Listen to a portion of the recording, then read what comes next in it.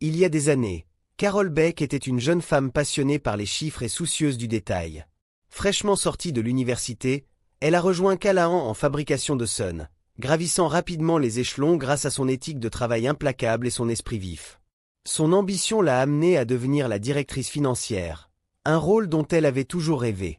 Cependant, à mesure que sa carrière décollait, sa vie personnelle en pâtissait. Les longues heures de travail et le stress constant ont mis à rude épreuve son mariage et sa relation avec son fils Tim. Malgré son succès professionnel, Carol se sentait de plus en plus vide. Un soir d'hiver, travaillant encore tard, Carol réfléchissait à sa vie. Elle se souvenait des premiers jours heureux de son mariage avec Ray, mais ses souvenirs semblaient lointains. Le lien avec son mari s'était affaibli sous les exigences de son travail et son fils lui manquait. Carol savait qu'elle avait besoin de changer, mais elle ne savait pas par où commencer.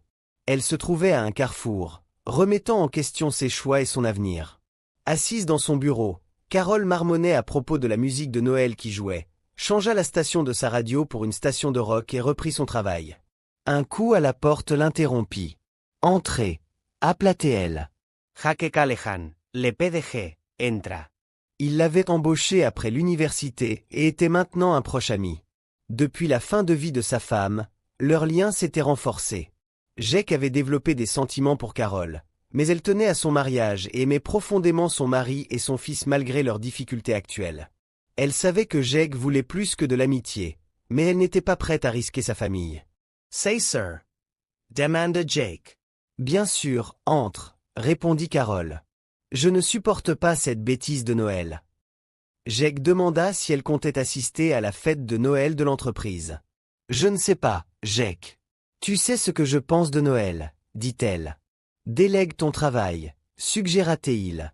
Rejoins-moi pour déjeuner. Carol accepta et ils planifièrent de se retrouver à leur restaurant habituel. Une demi-heure plus tard, elle rejoignit Jake qui avait déjà commandé son sandwich préféré au pastrami sur seigle. Merci, dit-elle en commençant leur déjeuner. Jake l'appelait Sis, un surnom qui ne la dérangeait pas en tant qu'enfant unique. Il parlait de travail et de la vie, mais quand Jake appela son mari, le nerf, Carol s'irrita de ce manque de respect. « S'il te plaît, je t'ai demandé de ne pas l'appeler ainsi, » dit-elle, l'irritation dans la voix. « Tu as raison, dit Jake. »« Je regrette, mais soyons honnêtes, c'est un réparateur d'ordinateur et toi, tu es une haute dirigeante. Tu mérites mieux. » En réalité, Jake, Ray est un ingénieur de terrain senior. Il conçoit des infrastructures de réseau à plusieurs millions de dollars dans le monde entier. Il est très respecté et recherché, répondit Carol. Bien, mais tu gagnes toujours 3 ou 4 fois plus que lui, non, demanda Jake. Quelque chose comme ça, oui, dit-elle. Ça ne te dérange pas? Non, pas vraiment, dit-elle. Je sais ce que tu penses, que je suis le principal soutien de famille alors qu'il voyage à travers le pays. Exactement, dit Jake. Ça me dérangerait si ma femme gagnait 3 fois plus que moi. Ray ne ménage pas son argent. Il adore Timmy et est un excellent mari et père, dit Carol. Je m'inquiète juste pour toi. Tu étais là pour moi quand ma femme est morte et je voulais faire de même pour toi, dit Jake. Merci, mais je vais bien, Jake, vraiment, dit-elle. Mais quelque chose d'autre te ronge, n'est-ce pas? Demanda-t-il. La veille de Noël marque les 15 ans depuis que ma mère est morte d'une crise cardiaque en travaillant à l'épuisement pour nous prendre en charge, dit-elle doucement, les larmes aux yeux. Étage 25 ans depuis que mon père est mort dans un crash d'avion le jour de Noël. J'avais 9 ans. Après toutes ces années, c'est la première fois que tu me le dis. Pas étonnant que tu détestes Noël, dit Jake.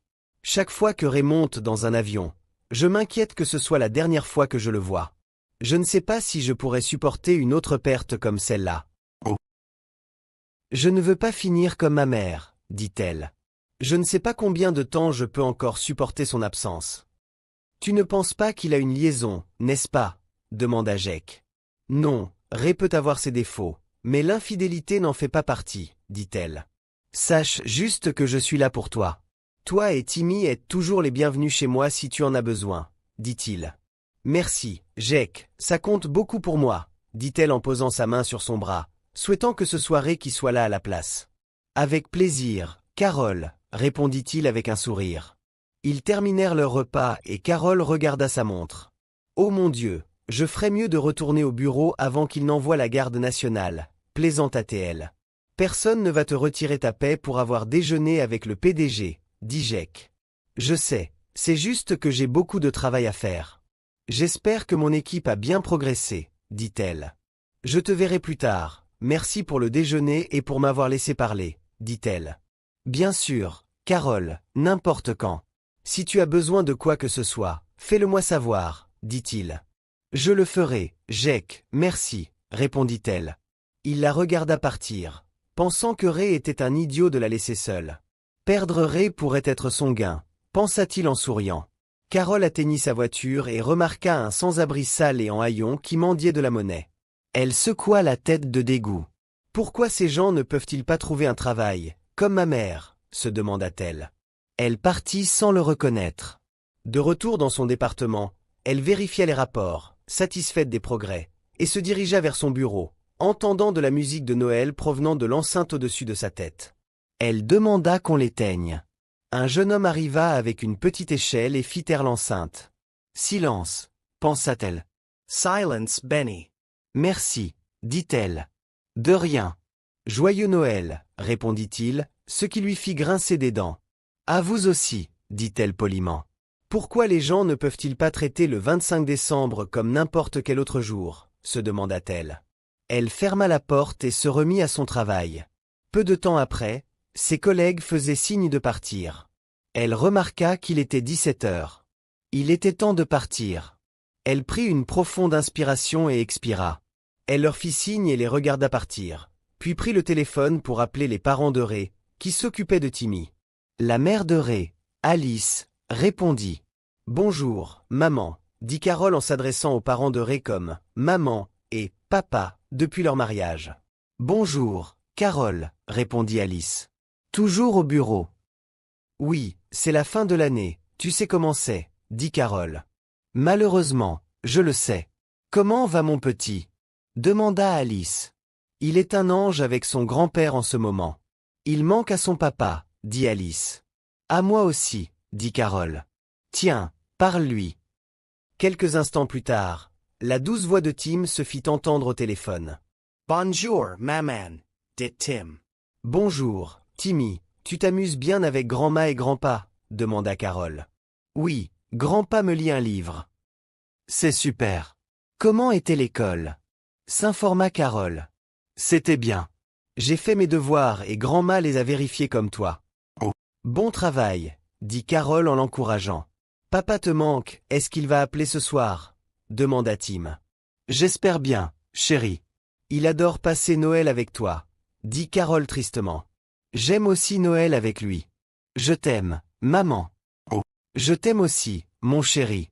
Faites un bisou à grand-ma et grand-pa pour moi, d'accord » demanda Carole. « Je le ferai. »« Au revoir, » dit Tim en passant le téléphone à Alice. « Tu travailles encore tard ce soir » demanda Alice. « Oui, tous les soirs cette semaine. Je dois finir avant la fête le 23. Peux-tu t'occuper de Timmy si Ray ne rentre pas tôt ? Je suis sous beaucoup de pression, » expliqua Carole. « Bien sûr, Carole, nous aimons avoir Timmy ici, » dit Alice. « Merci, maman, j'apprécie, » répondit Carole. « Ce n'est pas un problème. Il ressemble tellement à Ray et George adore l'avoir près de lui, » ajouta Alice. « Merci encore, » dit Carole en raccrochant, se sentant reconnaissante mais triste. Ray lui manquait et elle souhaitait pouvoir mieux équilibrer travail et maternité. Elle chassa cette pensée et se plongea dans son travail. À 19h20, Ray appela, se souvenant du décalage horaire. Carole répondit. « Salut, chérie, comment ça va à Seattle ?»« C'est fou. Je viens de faire une pause déjeuner et j'ai essayé d'appeler à la maison, mais je suis tombé sur le répondeur, dit Ray. « Fin d'année, tu sais comment c'est, » répondit Carole. J.E. Timmy est chez mes parents ? demanda Ray. Oui, ils ont été d'un grand secours. Timmy te manque, dit Carol. Il me manque aussi, répondit Ray. Tu me manques, Ray. Combien de temps cela va-t-il encore durer ?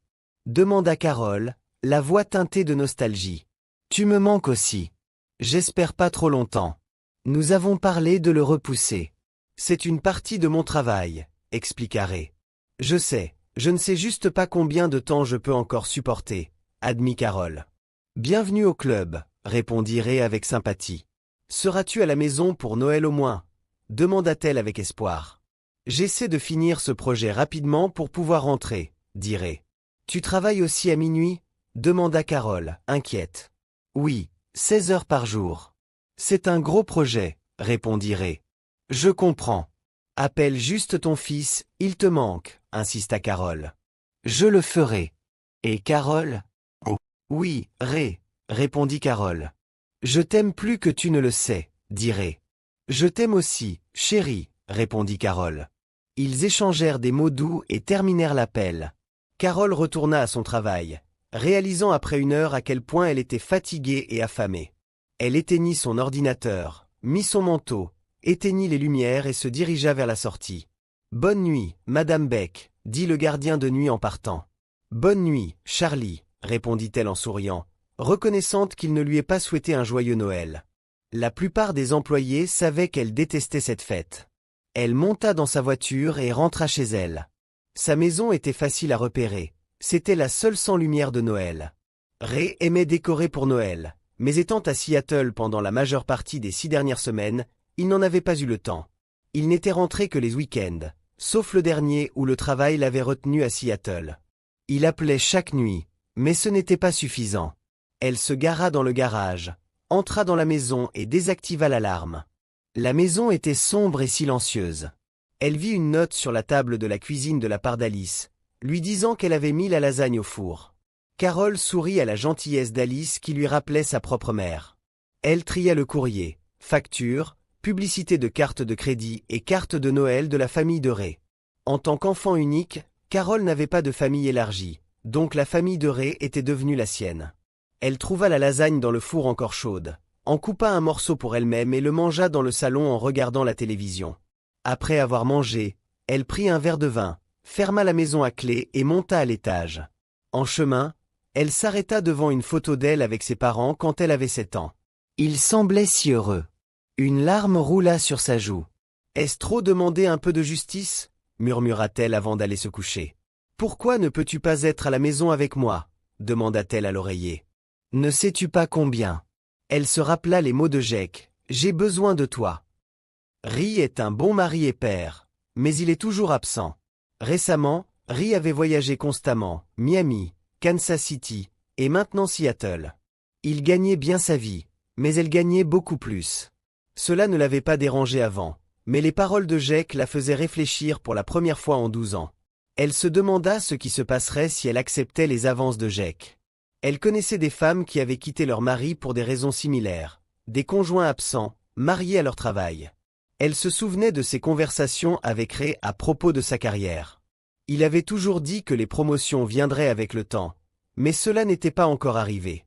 Si les choses ne changent pas bientôt, elles le feront, pensa Carole. J'en ai marre d'attendre à la maison, marre de dire à Timmy que son papa sera absent pendant des semaines. Elle considéra les liaisons des autres femmes. Elle disait que tant que leur mari ne le savait pas, personne ne souffrait. Elle pensa à Jake et se demanda ce que ce serait d'être avec lui. Avec Timmy chez ses grands-parents et Ray à Seattle, elle pourrait appeler Jake et passer la nuit chez lui. Personne ne le saurait. En préparant une tasse de thé, elle s'assit dans le salon, contemplant ses options. C'était la première fois qu'elle envisageait sérieusement de tromper. Et si Ray le découvrait? Divorcerait-il ou comprendrait-il ses besoins? Il n'avait jamais discuté d'infidélité auparavant, elle ne savait pas comment il réagirait. En fin de compte, elle décida d'attendre et de voir ce qui se passerait après les fêtes. Après avoir terminé la lessive, elle alla se coucher, se demandant si elle pourrait tenir le coup. Les 2 jours suivants furent une répétition du lundi, début tôt, douche, s'habiller, petit déjeuner, travailler tard, rentrer à la maison et dormir. Elle parla quotidiennement à Timmy, Ray et ses parents. Le mercredi, elle dîna avec George et Alice pour passer du temps avec Timmy, qui était ravi de la voir. Elle évita Jake, déclinant ses invitations à déjeuner en raison de sa charge de travail. Le mercredi soir, après avoir vu Timmy, elle reçut un appel. « Es-tu rentré à la maison ?» demanda Ray. « Je viens de rentrer du dîner avec tes parents et Timmy, » répondit-elle. « As-tu terminé tout ton travail de fin d'année ?» demanda-t-il. « Presque.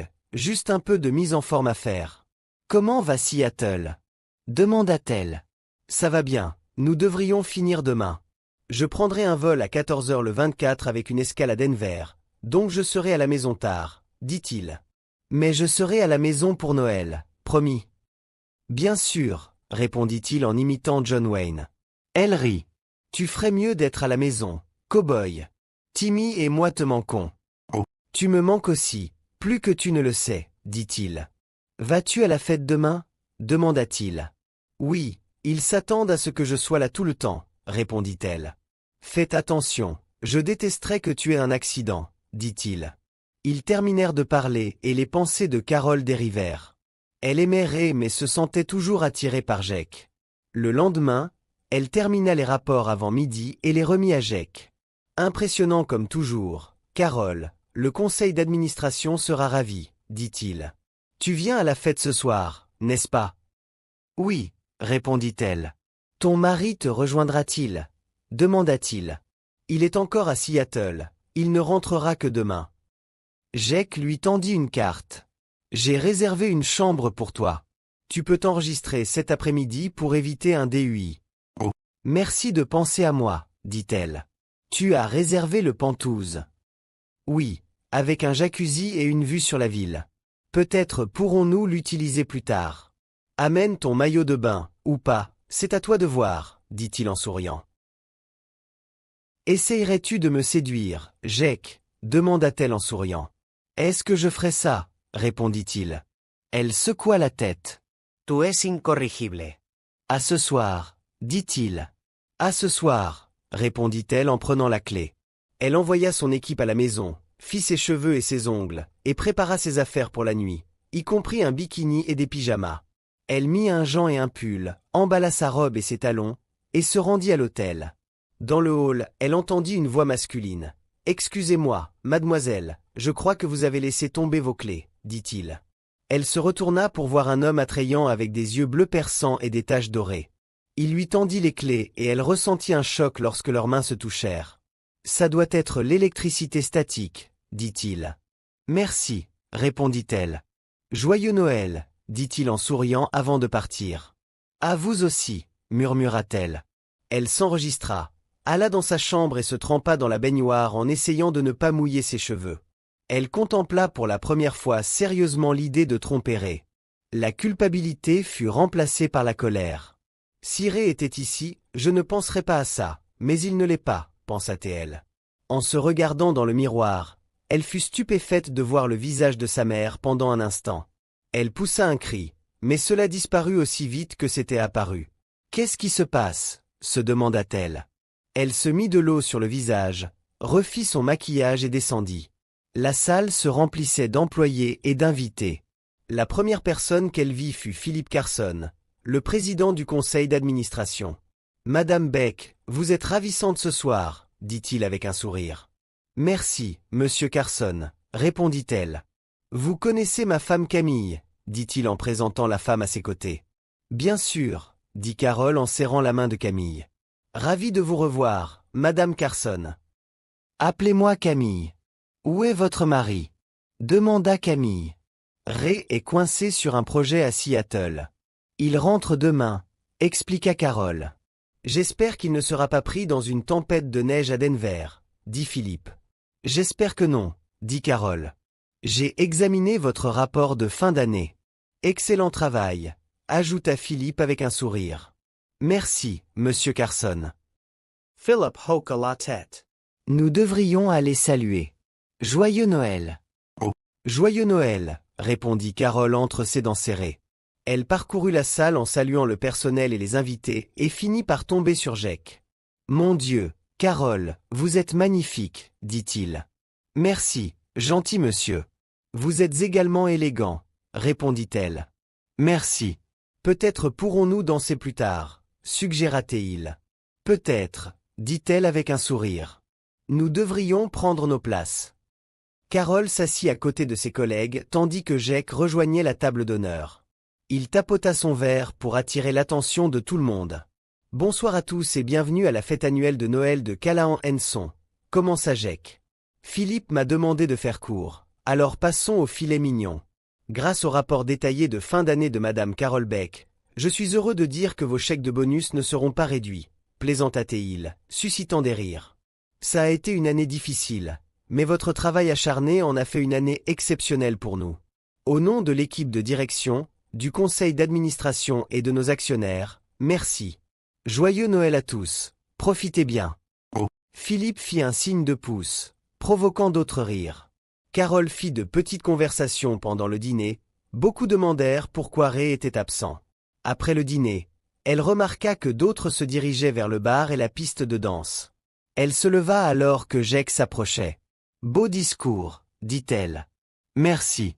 Puisque nous sommes tous les 200 cavaliers, veux-tu danser » demanda-t-il. Bien sûr, accepta-t-elle en sirotant son vin. Sur la piste de danse, ils gardèrent une distance respectueuse, conscients des regards. Ils dansèrent avec différents partenaires, mais se retrouvèrent à danser ensemble plus souvent à mesure que la soirée avançait. « Tu es si belle, Carole » murmura Jake pendant une danse lente. Elle le regarda dans les yeux. Pan. ANT a suggéré qu'il trouve un endroit privé. Soudain, sa tête explosa de douleur et elle s'effondra en criant. Tout le monde s'arrêta et la regarda avec inquiétude. Jake s'agenouilla à côté d'elle, remarquant qu'elle avait une légère fièvre. « Peut-être devrions-nous appeler une ambulance » suggéra Philippe. « Non, dit Carole faiblement. Juste une migraine, s'il vous plaît, emmenez-moi à ma chambre. » Elle a travaillé dur, elle a probablement juste besoin de repos, dit Jake. Un aide-soignant apporta de l'eau et du Tylenol que Jake l'aida à prendre. « Laissez-nous l'emmener à sa chambre, dit Jenny, une collègue. » Jake hocha la tête et Jenny aida Carole à prendre l'ascenseur. Il les regarda anxieusement alors qu'il l'emmenait. Une demi-heure plus tard, Jenny et Connie redescendirent et rapportèrent que Carole était au lit. « Est-ce qu'elle va bien ? Devons-nous appeler un médecin ?» demanda Jake. « Je pense qu'elle ira bien, dit Connie. Sa fièvre a baissé et elle dort. Elle est juste épuisée par le travail acharné. »« Bien, dit Jake. Merci. Je vais vérifier comment elle va demain matin. Elle a probablement juste besoin de repos. » Carole se réveilla dans une chambre sombre et inconnue et se rendit compte qu'elle était dans sa chambre d'hôtel. Elle se rappela que Jenny et Connie l'avaient aidée à mettre son pyjama et à se coucher. L'horloge indiquait 12h30. Elle laissa pendre ses pieds du lit en essayant de rassembler ses pensées. Soudain, elle vit une lumière et se retourna pour voir des images fantomatiques de ses parents. « Maman, papa » demanda-t-elle. « Oui, ma chérie, c'est nous » dit son père en utilisant son surnom d'enfance. « Comment est-ce possible ?»« Vous êtes mort » dit Carole, confuse. Sa mère rit. « Nos corps sont morts, mais nos esprits vivent toujours. »« Pourquoi êtes-vous ici ?» demanda Carole. « Que voulez-vous de moi ?»« Nous voulons que tu sois heureuse, dit sa mère, et t'aider à éviter l'erreur que j'ai commise. »« Quelle erreur ?» demanda Carole, confuse. « L'erreur qui a coûté la vie à ton père. La même que tu es sur le point de faire avec Jake Callahan, dit sa mère. « Jake » demanda Carole, surprise. « Nous ne sommes pas stupides, même morts, dit son père avec un sourire. Sois au moins honnête avec toi-même, tu veux son attention, dit sa mère. « Je ne fais pas ça, protesta Carole. « Tu te souviens de ton âge quand l'avion de ton père s'est écrasé ?» demanda sa mère. « Environ 9 ans, répondit Carole. « Le même âge que Timmy a maintenant, dit sa mère. « Mon Dieu, pensa Carole. « Tu te souviens où tu étais ce Noël-là » demanda sa mère. « Chez mes grands-parents, répondit Carole. « Et où étais-je » demanda sa mère. « Grand-mère disait que tu étais occupé par le travail, dit Carole. « Ce n'était qu'une personne de mon travail, un homme, admit sa mère. « Donc, tu as trompé papa » demanda Carole, choquée. Sa mère hocha la tête. « Oui, ta grand-mère a appelé ton père et il s'est précipité pour rentrer à la maison mais n'a jamais réussi. »« Oh mon Dieu » dit Carole doucement, la réalisation la frappant. « Comme toi, j'étais en colère contre ton père pour être absent. J'étais égoïste, dit sa mère. Je voulais ce que je voulais et c'était tout ce qui comptait. »« Ça te semble familier » demanda son père. « Mon Dieu, oui, dit Carole doucement. « Et tu lui as pardonné » demanda-t-elle. « Oui, dans l'au-delà, il n'y a pas besoin de colère ou de vengeance, dit son père. Elle a été pardonnée. »« Donc, c'est une intervention » demanda Carole. Tu pourrais appeler ça comme ça, dit sa mère. Je promets que ça ne m'arrivera jamais. J'aime mon mari et mon petit garçon, dit Carole. Je suis sûr que tu les aimes, dit son père. Mais ce n'est pas le seul problème, n'est-ce pas? Je suppose que non, admit Carole. Alors, quelle est la prochaine étape? Demanda Carole. Tu seras visité par 3 êtres, dit sa mère.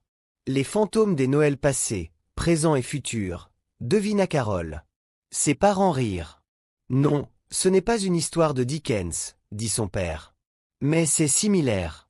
Le premier viendra à 2 heures, le deuxième à 3 heures et le troisième à 4 heures. Ils te montreront les conséquences de tes actions. Pourquoi faites-vous cela? Demanda Carole. Tu as demandé justice, dit son père. Nous ne pouvons pas revenir, mais nous pouvons t'aider à éviter nos erreurs. Pour toi, Raymond et Timmy. Timmy, demanda Carol. Tout ce que tu fais l'affecte aussi, dit sa mère. Je n'y avais jamais pensé, dit Carole. Notre temps est écoulé, mais souviens-toi que nous veillons toujours sur toi, dit son père. Puis-je avoir un câlin? Vous m'avez tellement manqué, supplia Carole. Tu nous manques aussi, ma chère, dit sa mère. Nous aimerions te serrer dans nos bras, mais nous ne pouvons pas. Sache juste que nous t'aimons et t'aimerons toujours. Je vous aime, dit Carole les larmes aux yeux. Et nous t'aimons aussi, ma chérie, dit son père avec un sourire, puis ils disparurent. Carole tendit la main mais ne sentit rien. Choquée, elle se recoucha sous les couvertures et regarda l'horloge, 1 heure. Elle pensa que ce n'était qu'un rêve, mais si ce n'était pas le cas, le premier visiteur arriverait dans 1 heure. Elle ferma les yeux et essaya de dormir. Réveille-toi, réveille-toi. Carole se réveilla en sursaut à une voix. Elle se frotta les yeux et vit qu'il était 2 heures. Oh non, pensa-t-elle en voyant un homme aux yeux lumineux. Il lui semblait familier. Lève-toi, nous avons des endroits à visiter, dit l'homme. Qui êtes-vous? Demanda-t-elle. Je suis Cam, pas le fantôme des Noëls passés. Allons-y. Puis-je au moins aller aux toilettes? Demanda-t-elle. Fais vite, dit-il. Carole se dépêcha d'aller aux toilettes et revint. Je te connais, dit-elle. Tu m'as rendu mes clés dans le hall. C'est exact. Maintenant, prends ma main. Temps de faire un voyage dans le passé. Il sembla taper sur un clavier invisible et soudain, ils se retrouvèrent dans un petit salon. Un homme et une femme regardaient une jeune fille jouer du piano avec un chat à ses côtés. Quand elle termina, les parents applaudirent et l'homme étreignit la fille. « Excellent travail, ma chérie, » dit l'homme. « Merci, papa, » dit la fille en souriant. Carole essuya une larme de son œil. « Tu te souviens de ça ?» demanda Cam. « Oui, j'avais 8 ans. Mes parents avaient acheté un vieux piano d'une église.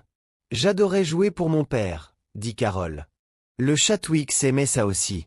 Tu avais nommé ton chat d'après une barre de chocolat? Demanda Cam. Oui, c'est Louis Convenate, Rick Carroll. Combien de temps l'as-tu eu? 6 mois après la mort de mon père, elle a été renversée par une voiture. Elle est morte dans mes bras, dit Carole en pleurant. S'il te plaît, ne me fais pas revivre ça. Je ne le ferai pas, dit Cam. Est-ce pour cela que tu n'as jamais laissé Timmy avoir un animal de compagnie? Oui, il est trop sensible, dit Carole. Intéressant, dit Cam. Qu'en est-il de ta musique? J'ai arrêté après la mort de mon père, dit-elle tristement. Peut-être devrais-tu recommencer, suggéra-t-il. Je suis trop vieille et j'ai un travail stressant, répondit-elle. N'importe quoi, on peut toujours trouver du temps pour ce qui est important, dit-il. Ça ne paie pas les factures, dit-elle doucement. Tu te souviens comment ta mère luttait financièrement? Demanda Cam. Oui, répondit-elle alors que la scène changeait. Sa mère était à la table de la cuisine, pleurant sur des factures. Carole adolescente était assise à côté d'elle. Si ça peut t'aider, je vais chercher un travail, dit la jeune Carole. Sa mère secoua la tête. Non, ton travail est de faire des études pour ne jamais avoir à passer par là. Mais j'ai 16 ans, je peux travailler, s'il te plaît, laisse-moi aider, supplia la jeune Carole. Sa mère la serra fort dans ses bras. Merci Carole, mais concentre-toi sur tes notes. Si tu veux aider, fais plus de choses à la maison. Je pense à prendre un 2e emploi. Mais maman, tu travailles déjà 10 heures par jour, dit la jeune Carole. Je m'inquiète pour ta santé. Je sais et j'apprécie, mais Monsieur Harper a dit que je pourrais travailler quelques heures à la pépinière le week-end. Il a proposé de bien me payer, dit sa mère. D'accord, je t'aiderai à la maison, dit la jeune Carole. Sa mère sourit. Ce serait d'une grande aide, ma chérie. Merci. Cam regarda Carole qui avait les larmes aux yeux en se souvenant. Ta mère est morte 5 ans plus tard, n'est-ce pas? Demanda Cam. Les larmes de Carole coulèrent tandis qu'elle se souvenait. Oui, merci de ne pas me faire revivre ça. Les dernières années avant sa mort, elle a travaillé à plusieurs emplois pour s'assurer que je finisse mes études. Même si j'ai pris des prêts, elle a veillé à ce que je ne manque de rien, dit Carole. Elle t'a inculqué une forte éthique de travail, dit Cam. Oui, elle ne sortait jamais et ne faisait rien pour elle-même après la mort de mon père, même après que les médecins lui aient dit de ralentir. Elle s'est tuée au travail par une crise cardiaque. Je voulais la rendre fière, dit Carole. Mais tu as aussi des souvenirs heureux, non? Demanda Cam. Oui, j'ai rencontré Ray dans ma dernière année de fac. Il a toujours été si soutenant. Je suis tombée amoureuse de lui et mes parents l'auraient adoré, dit Carole. Ils l'auraient fait, dit Cam. Et ton mariage et la naissance de ton fils sont des souvenirs heureux. Carole sourit en se souvenant de Ray la portant sur le seuil de la porte lors de leur nuit de noces et de la naissance de Timmy. Oui, ce sont de merveilleux moments. Ma femme et moi allons avoir des jumeaux bientôt, dit Cam. Félicitations, répondit Carole.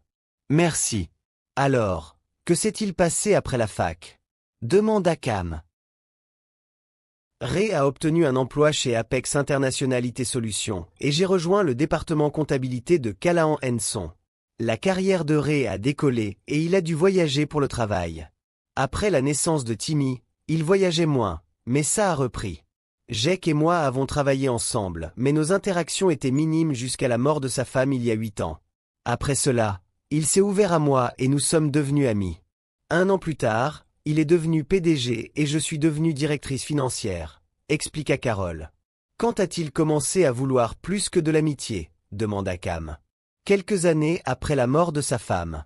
Nous avons commencé à déjeuner ensemble et il partageait ses frustrations. Il n'a jamais aimé Ray et faisait des commentaires désobligeants sur lui. Je savais que Jake voulait plus que de l'amitié mais je pensais pouvoir le contrôler, dit Carole. Mais ces commentaires ont affecté ta relation avec Ray, n'est-ce pas? Demanda Cam. Oui, Ray et moi avons commencé à nous disputer sur tout, principalement son emploi du temps et les factures, admit Carole. Et tu as commencé à fantasmer sur Jake. Si je n'étais pas intervenu, tu serais dans son lit maintenant, n'est-ce pas? Demanda Cam. Carole parut choquée. Tu as causé ma migraine. La scène montra Jake la tenant sur la piste de danse. Oui, dit Cam. J'ai intervenu pour empêcher une erreur. Oui, c'était moi, dit Cam. J'espère que ce n'était pas trop douloureux, j'ai dû agir vite. Tu m'as sauvé d'une grosse erreur, admit elle. Il hocha la tête. Peut-être cette fois, mais qu'en est-il de demain ou de la prochaine fois que ton mari sera absent ou que tu te sentiras insulté? Elle pâlit. Je ne ferai pas ça. C'est ce que tu te disais avant, l'interrompit-il. Cela fait des années que ça se prépare. Jake ne va pas s'arrêter. Oh mon Dieu, murmura-t-elle. Notre temps se termine. Je dois te ramener avant le prochain visiteur, dit-il. Tu devrais réévaluer tes priorités. Peut-être parler à un conseiller. Peut-être que tu as raison, concéda-t-elle. Allons-y, dit-il. Les scènes autour d'eux s'estompèrent et elle se retrouva dans sa chambre. Cam avait disparu et il était 2 heures. Elle essaya de se reposer mais ressentit un changement dans la pièce. Les ombres se déplacèrent, formant un homme grand vêtu à l'ouest, avec un stetson usé et un long manteau. Il avait l'air de sortir d'un vieux film. « Qui êtes-vous » demanda-t-elle. « Je m'appelle Mère, madame. Les amis m'appellent Ellie, dit-il avec un accent texan en inclinant son chapeau. Et vous devez être Carole Beck. Oui, c'est moi, confirma-t-elle. Il hocha la tête. Mieux vaut se lever pour qu'on puisse bouger. Il sortit une longue corde, fit un lasso et l'entoura. Que vas-tu me faire? Demanda-t-elle. Ne t'inquiète pas, madame, les choses pourraient être mouvementées mais je ne veux pas te perdre. Où allons-nous? Demanda-t-elle. Par ici et par là, répondit-il. J'ai entendu dire que tu avais des ennuis avec Noël. Ce n'est pas ma période préférée de l'année, admit elle. C'est ce qu'on m'a dit. As-tu déjà entendu le dicton sur l'homme qui se sentait désolé pour lui-même? Parce qu'il n'avait pas de chaussures. Puis il a rencontré un homme sans pieds, dit-il. Je pense que je comprends, répondit-elle. Il sourit et tira sur la corde. Tiens bon, petite dame, jetez. Un éclair de lumière et ils se retrouvèrent sur un sol rocailleux près d'une petite maison en adobe. Où sommes-nous? Demanda-t-elle. Près de Hard Rock, Texas. Jour de Noël, 1850. 1850. S! Il hocha la tête. Entends-tu des chants? Elle écouta et entendit des gens chanter de vieilles chansons de Noël, y compris Douce Nuit. Des larmes lui vinrent aux yeux. Oui, je l'entends, dit-elle. Ma famille n'était pas très religieuse, mais nous aimions chanter ensemble, surtout à Noël. Il dit, mes frères et moi nous disputions pour chanter le plus fort. Carole vit plusieurs hommes à cheval approcher. Qui sont-ils? Des Amérindiens. Nous les appelions des Indiens. Vous n'aviez pas peur? Demanda-t-elle. Il seco à la tête. Non. Papa avait conclu un accord avec eux. Nous partagions notre récolte et ils nous laissaient nous installer ici. Maman cuisinait toujours en extra au cas où ils viendraient. La porte de la maison en adobe s'ouvrit et 4 hommes saluèrent les nouveaux arrivants. L'homme de tête les invita à entrer. C'était mon père, dit Justice. L'un des hommes rit de quelque chose qu'un Amérindien dit. Tu étais celui qui riait, n'est-ce pas? Demanda-t-elle. Oui, c'était Windrunner. Je ne pouvais pas prononcer son vrai nom, mais il pouvait courir comme personne d'autre, dit Justice. Alors, qu'est-ce qui était si drôle? Demanda-t-elle. Il m'a parlé d'une femme blanche en ville, une femme corpulente. Il disait toujours qu'il voulait l'épouser parce qu'une grande femme forte était bonne pour tirer une charrue. Ça me faisait toujours rire. Carol sourit. Que se passe-t-il maintenant? Demanda-t-elle alors que les hommes se dirigeaient vers le corral au lieu de la maison. Cette année-là a été difficile pour tout le monde. Papa a décidé de leur donner des vaches en plus pour les aider à passer l'hiver, dit Justice. Qu'est-ce que c'est? Demanda Carole alors qu'un cavalier tendait quelque chose au père d'Élie. Une pipe faite pour papa, dit Justice. Elle fume bien. Quand les hommes revinrent, 2 femmes sortirent. C'est ma mère et ma femme Lizzie, annonçant le dîner. Tout le monde se rassembla dans la petite maison. Pourquoi sommes-nous ici? Demanda Carole. Pour te montrer que Noël n'est pas à propos des cadeaux ou de la version moderne de la société. C'est à propos de célébrer la vie et l'amour, en se souvenant de la naissance de quelqu'un de spécial. Maman et papa comprenaient cela. Je pensais que ton père n'était pas religieux, dit-elle. Il n'aimait pas les livres et les sermons, mais il savait comment traiter les gens correctement et aider ceux dans le besoin. Je suppose que non, dit-elle en remarquant une larme dans son œil. Nous devons retourner. Je ne peux pas rester ici plus longtemps. J'ai quelque chose à te montrer, dit-il. Timmy, s'il te plaît, supplia Carole. Timmy se leva, la regardant avec colère. Non, je te déteste. Tu n'es plus ma mère. Sors d'ici, dit-il en montant les escaliers. Carole voulut le suivre, mais Alice l'arrêta. Tu devrais partir, Carole. Il ne veut pas te voir, dit Alice. Tu l'as monté contre moi. Comment oses-tu? Cria Carol. Alice resta calme. J'ignore cette explosion une fois, mais plus jamais. Nous avons essayé de faire en sorte que Timmy comprenne que tu es toujours sa mère. C'est sa décision, dit Alice. Tu devrais partir, Carole. Carole sortit lentement de la maison et pleura dans sa voiture. Que ai-je fait? Sanglota-t-elle. Elle recula, les larmes coulant. Quelle est la précision de ces scénarios? Demanda Carole à Adrestia. Ils supposent que le statu quo continue. Ils sont précis à plus de 99%. Les actions ont des conséquences, dit Adrestia. Va à la prochaine alcôve. Celle-ci résume les prochaines années de ta vie. Carole entra et se vit elle-même errer avec leurs avocats au tribunal. Le juge se préparait à statuer sur leur divorce. Après avoir examiné toutes les informations, j'accorde la demande de divorce du plaignant. Raymond Beck conservera la garde exclusive de Timothy avec des droits de visite pour la défendresse. Raymond conservera la résidence conjugale. La défendresse paiera une pension alimentaire équivalente à 20% de son revenu net mensuel et 5 000 $ par mois en pension alimentaire pour une durée de 5 ans ou jusqu'à ce qu'elle se remarie. Elle paiera également la moitié de l'hypothèque de la maison familiale pendant cette période. Les deux parties conserveront leurs comptes de retraite respectifs et tous les autres biens matrimoniaux seront divisés avec le plaignant recevant 60%. La défendresse doit rendre ses alliances et reprendre son nom de jeune fille. La séance est levée, dit-il en tapant avec son marteau. Une Carole stupéfaite se retourna et s'éloigna de son avocat.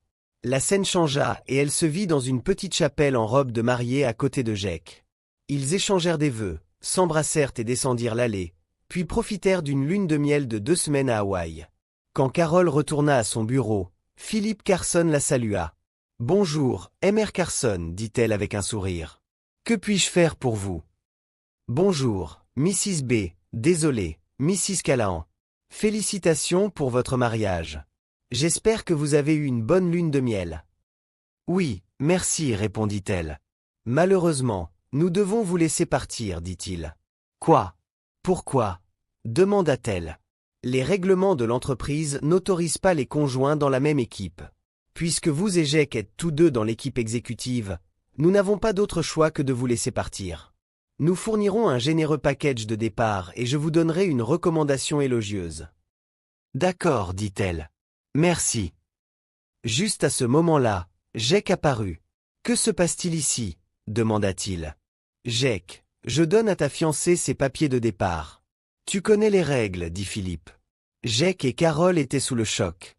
La scène changea et Carole se retrouva devant une nouvelle maison qu'elle et Jake avaient achetée après avoir vendu la grande maison construite par le père de Jake.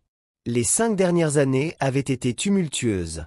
Jake avait été licencié et avait eu du mal à trouver du travail, se tournant vers l'alcool et vendant la grande maison. Carole n'avait pas trouvé un emploi décent et acceptait ce qu'elle pouvait pour les maintenir à flot. Même avec la recommandation de Philippe, de nombreuses entreprises hésitaient à l'embaucher en raison de sa réputation. Elle avait vendu sa voiture chère pour une Corolla d'occasion. Les paiements de pension alimentaire et de soutien aux enfants épuisaient ses finances. Réinsistait pour qu'elle paye ce que le tribunal avait ordonné. Finalement, le tribunal avait réduit les paiements, mais elle luttait toujours. Après 5 ans, elle n'avait plus à payer de pension alimentaire, mais sa relation avec Timmy était tendue. Il refusait ses appels, ses cartes et ses lettres. En entrant dans la petite maison de ranch, elle entendit des bruits venant de la chambre. Elle trouva Jake avec une jeune femme. Enragée, Carole les jeta dehors. « Tu as détruit ma famille et mon mariage pour ça !» cria-t-elle. « Sors et ne reviens jamais !» Elle jeta ses affaires dehors et il partit, fourrant ses affaires dans sa voiture. Elle s'assit sur le canapé et pleura, souhaitant ne jamais avoir rencontré Jake.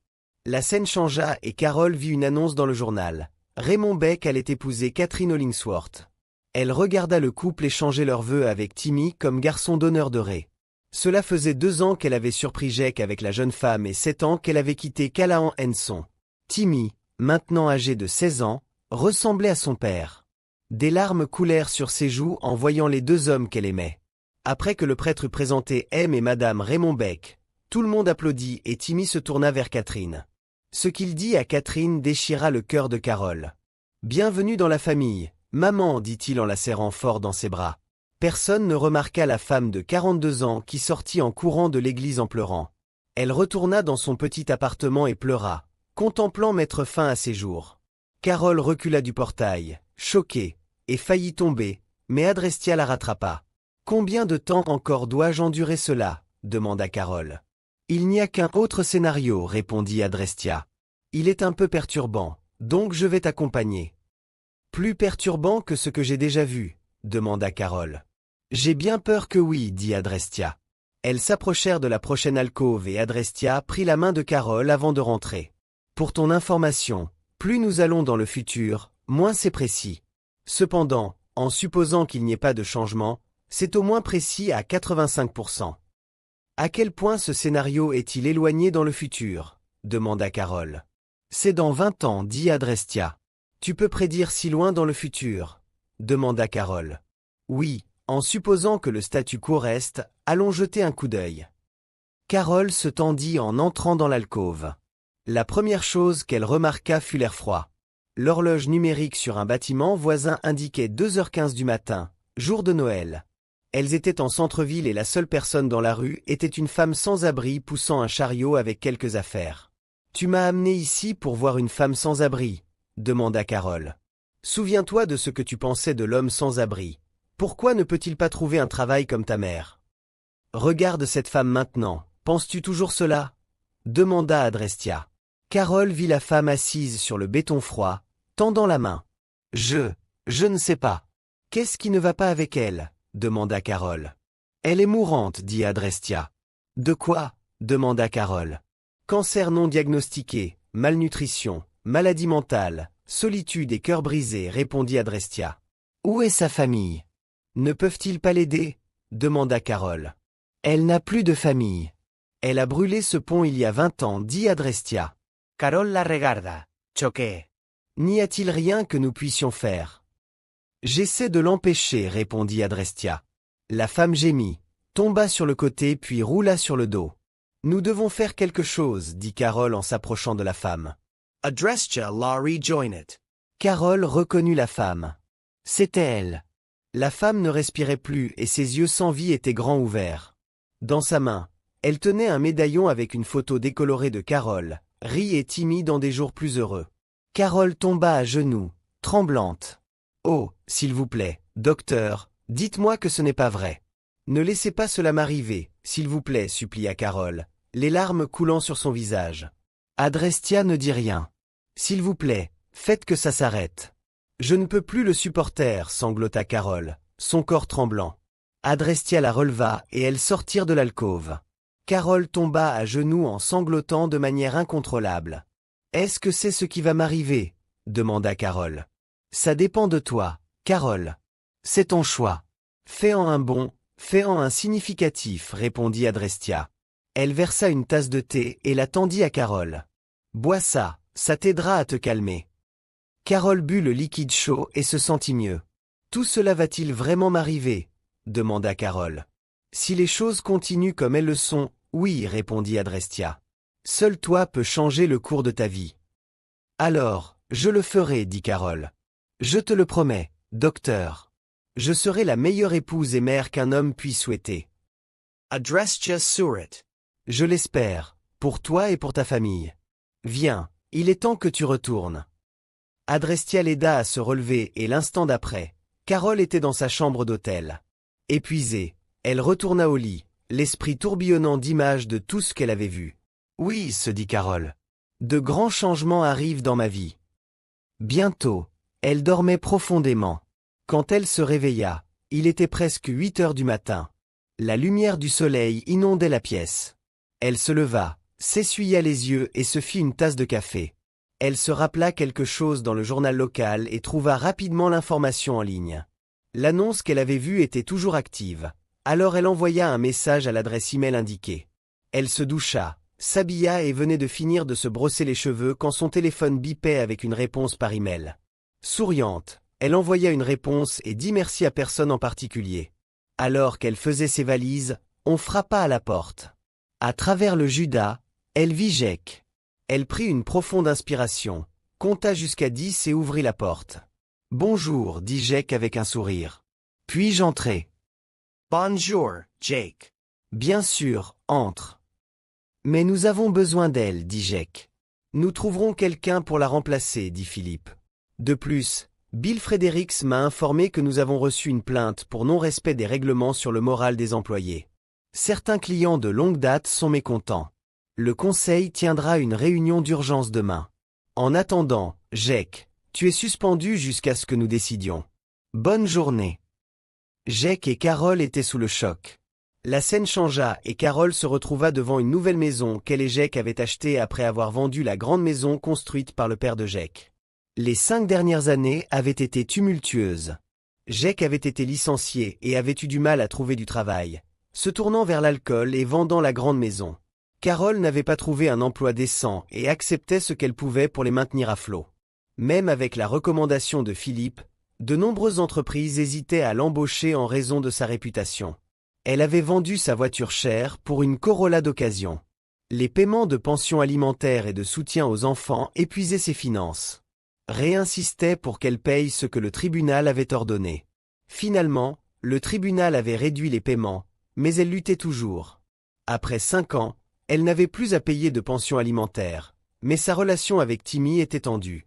Il refusait ses appels, ses cartes et ses lettres. En entrant dans la petite maison de ranch, elle entendit des bruits venant de la chambre. Elle trouva Jake avec une jeune femme.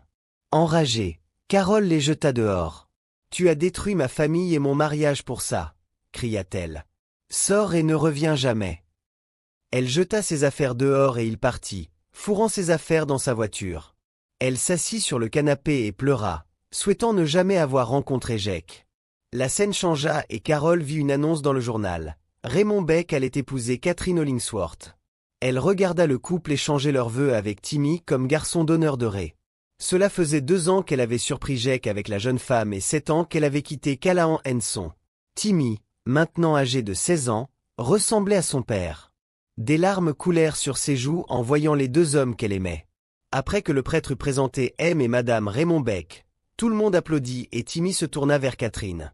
Ce qu'il dit à Catherine déchira le cœur de Carol. « Bienvenue dans la famille, maman, dit-il en la serrant fort dans ses bras.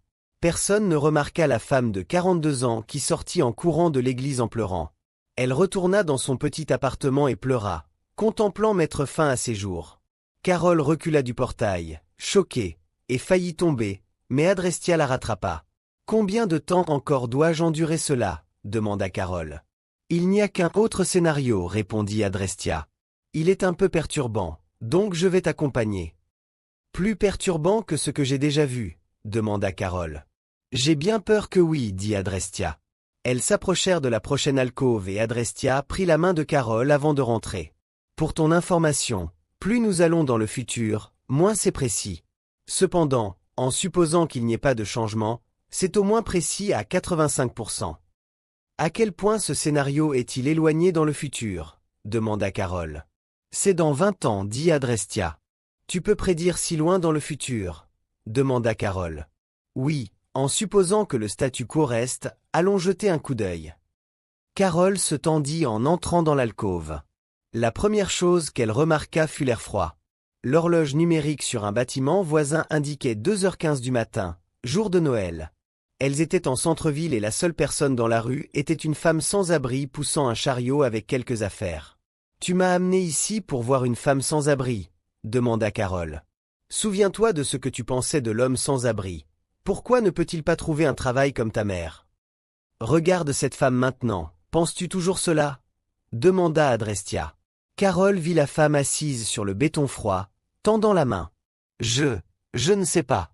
Qu'est-ce qui ne va pas avec elle ? Demanda Carol. Elle est mourante, dit Adrestia. De quoi ? Demanda Carol.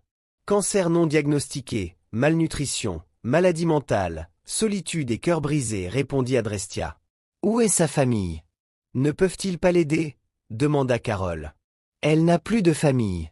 Elle a brûlé ce pont il y a 20 ans, dit Adrestia. Carol la regarda, choquée. N'y a-t-il rien que nous puissions faire ? J'essaie de l'empêcher, répondit Adrestia. La femme gémit, tomba sur le côté puis roula sur le dos. Nous devons faire quelque chose, dit Carol en s'approchant de la femme. Adrestia la rejoined. Carol reconnut la femme. C'était elle. La femme ne respirait plus et ses yeux sans vie étaient grands ouverts. Dans sa main, elle tenait un médaillon avec une photo décolorée de Carol, Rie et Timmy dans des jours plus heureux. Carol tomba à genoux, tremblante. « Oh, s'il vous plaît, docteur, dites-moi que ce n'est pas vrai. Ne laissez pas cela m'arriver, s'il vous plaît, supplia Carol, les larmes coulant sur son visage. Adrestia ne dit rien. S'il vous plaît, faites que ça s'arrête. Je ne peux plus le supporter, sanglota Carol, son corps tremblant. Adrestia la releva et elles sortirent de l'alcôve. Carol tomba à genoux en sanglotant de manière incontrôlable. « Est-ce que c'est ce qui va m'arriver ?» demanda Carol. « Ça dépend de toi, Carol. C'est ton choix. Fais-en un bon, fais-en un significatif, répondit Adrestia.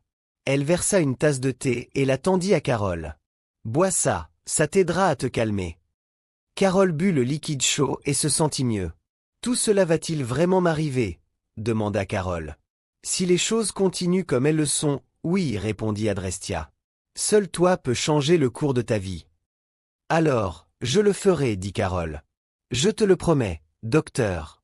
Je serai la meilleure épouse et mère qu'un homme puisse souhaiter. Adrestia surit. Je l'espère, pour toi et pour ta famille.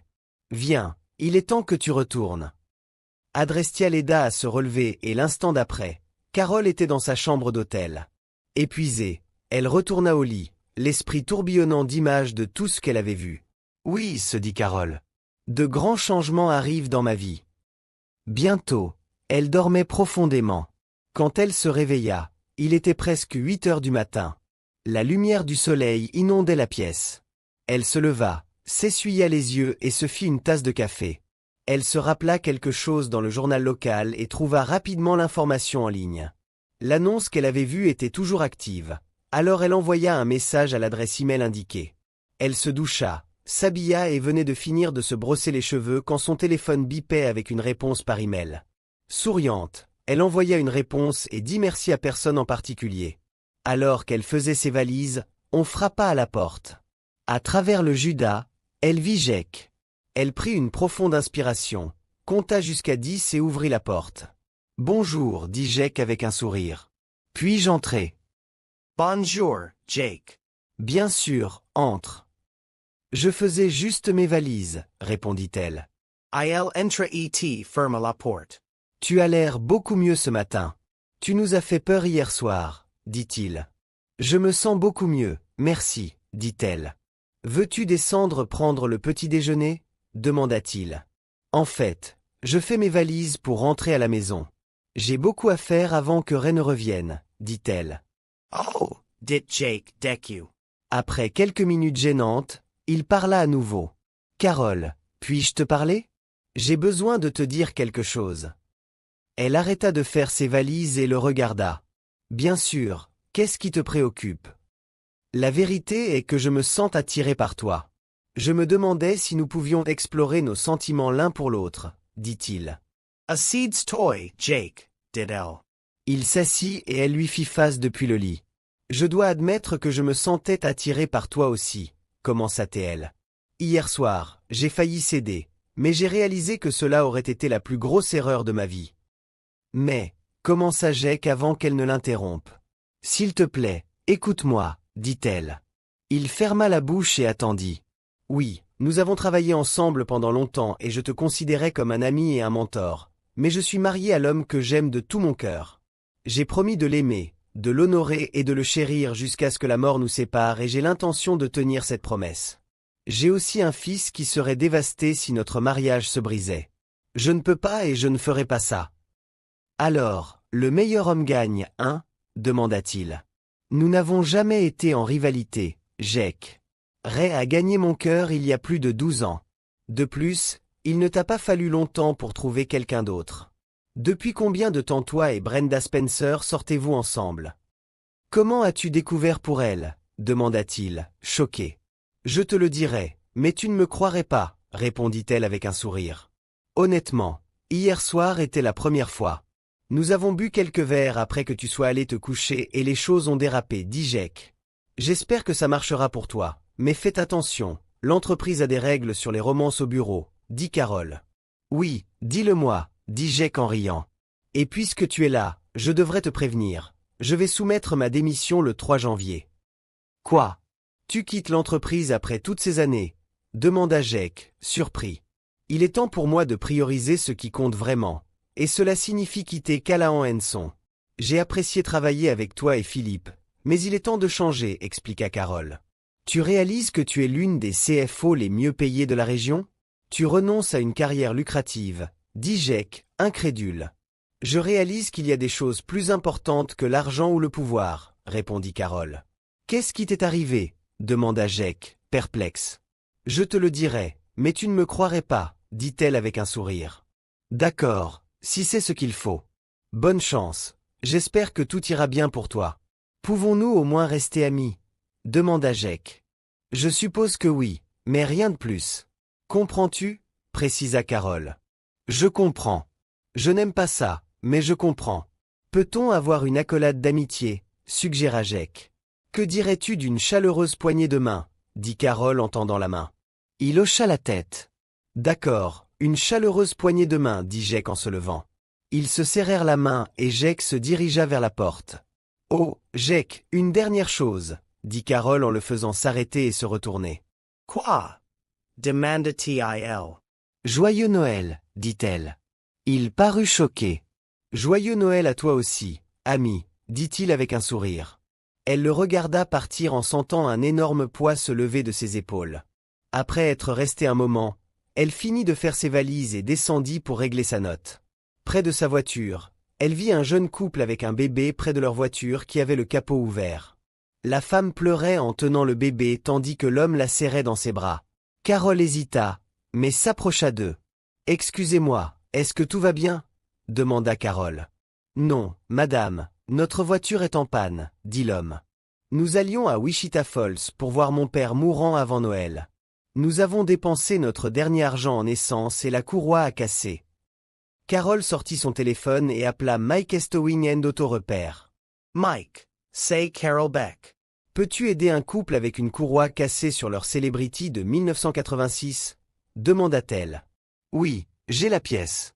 Je peux envoyer quelqu'un dans quelques minutes, » dit Mike. « Super, mets ça sur mon compte, » dit Carol. « Estos sûr? » Nous devrons peut-être aussi faire le plein de liquide, répondit Mike.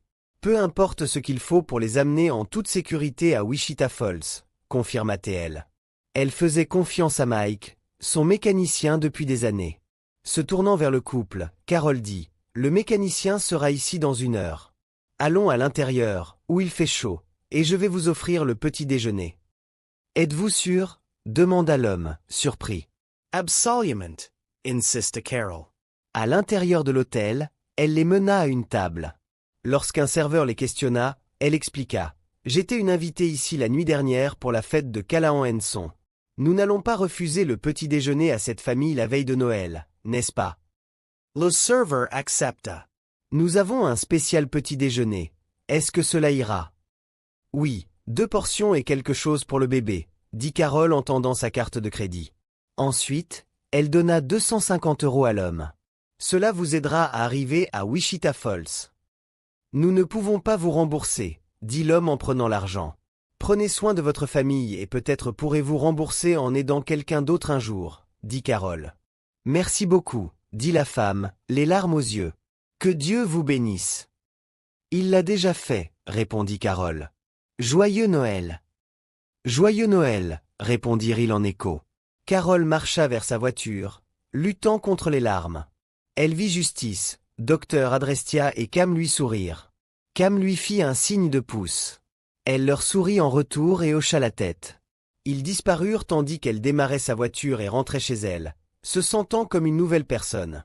Elle vit la voiture d'Alice dehors. Ses beaux-parents avaient probablement ramené Timmy à la maison. Elle se gara dans le garage et entra dans la maison. « Maman !» s'exclama Timmy en voyant Carol entrer. Il la serra dans ses bras et lui fit un bisou sur la joue. Elle l'embrassa fort et vit Alice et George. « Merci de vous être occupé de lui, dit-elle. « Tout le plaisir est pour nous, répondit Alice. « Ça va. Tu as l'air différente. »« Je me sens mieux que je ne l'ai été depuis longtemps, dit Carol en remarquant l'absence de décoration. Même pas un sapin de Noël. Elle se tourna vers Timmy. « Chérie, sais-tu où papa garde les décorations de Noël ?» George et Alice furent surpris et Timmy était choqué. « Oui, je le sais, dit-il. »« Ne veux-tu pas les accrocher ?» demanda Carol. Le visage de Timmy s'illumina d'un sourire. « Oui, j'adorerais, dit-il. »« Papa, peux-tu aider Timmy avec ça et les lumières extérieures ?» demanda Carol. « Bien sûr, dit George. »« Timmy, sais-tu quel CD de Noël papa préfère ?» demanda Carol. « Oui, je le sais, dit-il en récupérant un CD de Mannheim Steamroller dans le meuble de musique. « Il adore Luigi. »« On peut l'écouter. »« Bien sûr, chérie, c'est Noël, non ?» répondit Carol. « Oh oui, cria Ching. » Alice était plus surprise que jamais. Carol mit le disque dans le lecteur et la musique emplit la pièce. Elle sourit largement. « Es-tu sûre que tout va bien, ma chère ?» demanda Alice. « Oh oui, maman, je suis sûre, répondit Carol. « Maintenant, Timmy, va avec grand-papa et fais ce qu'il dit, d'accord ?»« D'accord, maman, dit-il en prenant la main de George. Le téléphone de Carol vibra avec un texto de Ri. J'ai une place plus tôt. Je pars de Seattle dans une demi-heure. À bientôt. Je t'aime. C'est génial, je t'aime aussi, répondit-elle. Elle se tourna vers Alice. Peux-tu m'aider à faire des cookies et du chocolat chaud? Mes compétences culinaires laissent à désirer. Bien sûr. Qu'est-ce qui se passe, Carol? Je ne t'ai jamais vue aussi heureuse, dit Alice. Je t'expliquerai plus tard, répondit Carol. Ray était content de quitter Seattle plus tôt, évitant de justesse un orage à Denver. Il atterrit à DFW, chargea la voiture et rentra chez lui. En tournant dans sa rue, il fut surpris de voir des lumières de Noël sur sa maison. Il vit son père et Timmy dehors avec quelques voisins et se demanda ce qui se passait. Il se gara et sortit, entendant de la musique de Noël venant de la maison. « Papy !» cria Timmy en courant vers lui. Ray le prit dans ses bras et le serra fort, regardant avec étonnement les décorations. « Papa, que se passe-t-il? Carol va péter un plomb quand elle verra tout ça, dit Ray. George Ritt. De qui crois-tu que c'était l'idée? Ray avait l'air confus alors que Carol courait à sa rencontre. « Chérie, je suis tellement contente que tu sois arrivée, dit Carol. Tu m'as tellement manqué. Toi aussi tu m'as manqué, répondit Ray. Qu'est-ce que tout cela signifie, et la musique? Je pensais que tu détestais Noël. Qui es-tu et qu'as-tu fait de ma femme? C'était l'ancienne moi, dit Carol. La reine des glaces est partie. Voici la nouvelle et améliorée moi. Ray la regarda attentivement. Elle semblait et ressemblait à Carol, mais elle était heureuse et joyeuse, plus belle que jamais. Deckard. Ananka Carol. Cookies et chocolat chaud pour tout le monde. Entrez s'il vous plaît. Ray salua tout le monde à l'intérieur. Alice et Carol distribuaient des cookies et du chocolat chaud. « As-tu fait tout ça ?» demanda Ri. « Avec l'aide de ta mère, répondit Carol. Ray prit une bouchée d'un cookie aux pépites de chocolat et son visage s'éclaira. « C'est vraiment bon, dit-il. »« Oui, c'est délicieux, dit Timmy, assis au pied de Ray. « Puis-je avoir votre attention, s'il vous plaît? J'ai une annonce à faire, dit Carol depuis le centre de la pièce. Tout le monde la regarda. J'ai un entretien lundi pour un nouvel emploi. Je quitte Callahan Son après le 1er du mois. Quand cela s'est-il passé? Demanda Ray, surpris. Et pourquoi? Aujourd'hui, répondit-elle. Quant au pourquoi, je sentais qu'il était temps de changer. Nous en parlerons plus tard. Dans ce cas, j'ai aussi une annonce, dit Ri. Tout le monde se tourna vers lui. Nous avons terminé le travail à Seattle plus tôt et dans le budget. Le client est ravi et mon patron aussi. Il aime mes promo. À partir du 3 janvier, je suis le nouveau responsable du Centre des opérations techniques locales. Cela signifie une grande augmentation de salaire et presque aucun voyage. Es-tu sérieux? Demanda Carol. Plus de voyage. C'est exact. Penses-tu pouvoir supporter que je sois à la maison tous les jours? Oh chérie, c'est merveilleux, répondit Carol, les yeux brillants de joie. Magnifique, dit-elle en serrant Ray dans ses bras. J'adorerais t'avoir à la maison tous les jours. Ray étreignit sa femme et son fils. Félicitations, Ri, c'est une nouvelle fantastique, dit George en tapotant Ray dans le dos. Quelques heures plus tard, tout le monde rentra chez soi. George et Alice s'assurèrent que Carol, Ray et Timmy les rejoindraient le lendemain pour Noël. Ray borda Timmy dans son lit, lui lut une histoire, puis rejoignit Carol dans la chambre.